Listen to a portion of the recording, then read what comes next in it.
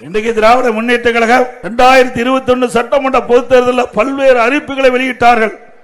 குறிப்பா திராவிட முன்னேற்ற கழகம் ஆட்சிக்கு வந்தா சொத்து வரி உயர்த்தப்பட மாட்டாது என்று ஒரு வாக்குறுதி கொடுத்தார்கள். அப்படியா நடக்குது? இந்த ஆட்சியில வீட்டுக்கு 100% வரி உயர்வு, கடைக்கு 150% வரி உயர்வு, குடிநீர் வரி உயர்வு, குப்பைக்கு வரி உயர்வு. அது மட்டுமல்ல, இன்றைக்கு ஆலோசனை கூட்டத்தில் தெரிவிக்கப்பட்டார்கள், ஆண்டுக்கு 6% இந்த வரிகள் உயர்த்தப்படும் என்று.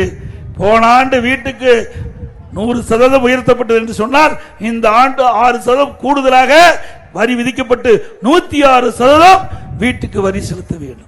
கடைக்கு போன ஆண்டு 150% உயர்த்தினார்கள். இந்த ஆண்டு கடைக்கு வருகின்ற பொழுது 159% வரி கட்ட வேண்டும்.